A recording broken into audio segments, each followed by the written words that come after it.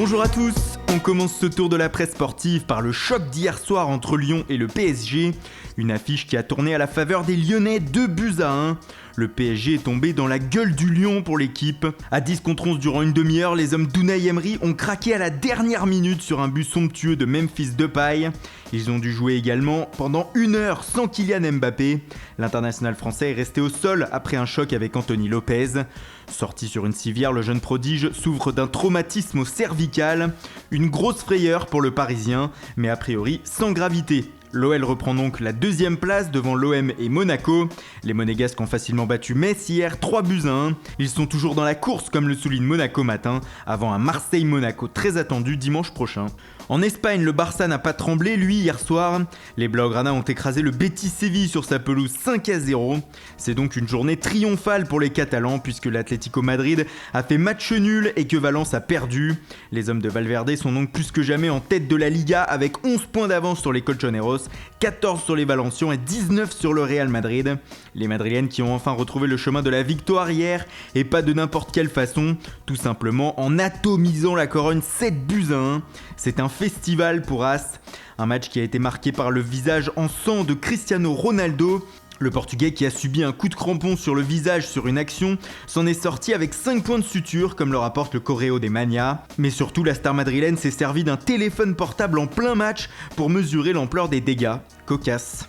Et justement au Portugal on continue de parler de Cristiano Ronaldo. Le journal Record de ce matin révèle pourquoi le Madrilène ne se sent plus en odeur de sainteté du côté de la Casablanca. Selon le média, le président du Real Florentino Pérez aurait promis à CR7 une revalorisation salariale en cas de victoire en Ligue des Champions en juin dernier.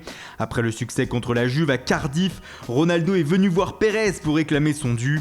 Mais le président aurait refusé, ajoutant cette phrase qui a fait sortir la star de ses gonds. Il n'y a pas d'argent. C'est à ce moment-là que pour le Portugais, tout aurait changé. En Angleterre, c'est Harry Kane qui fait les premières pages. L'attaquant de Tottenham a encore sauvé les siens hier à Southampton, un but partout.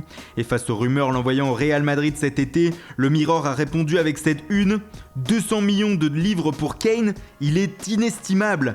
L'international anglais a d'ailleurs inscrit hier son 99e but en Premier League. Chez le voisin Arsenal, on vit un mercato très agité. Alors que Sanchez va s'engager aujourd'hui pour Manchester United et que Henrik Mkhitaryan va faire le chemin inverse, c'est au tour de Mesut Özil de prôner quelques revendications. Selon le Sunsport, l'Allemand en cas d'arrivée de l'Arménien puis de Pierre-Emerick Aubameyang voudrait demander un nouveau salaire mirobolant afin de prolonger à Arsenal. Celui-ci s'élèverait à 226 000 € par semaine. Une forte somme pour les Gunners mais qui pourrait être contraint d'accepter sous peine de voir Özil partir libre en juin prochain. D'ailleurs en parlant de Aubameyang, le journal Bild rapporte ce matin que Dortmund et Arsenal sont actuellement en pleine négociation pour le Gabonais.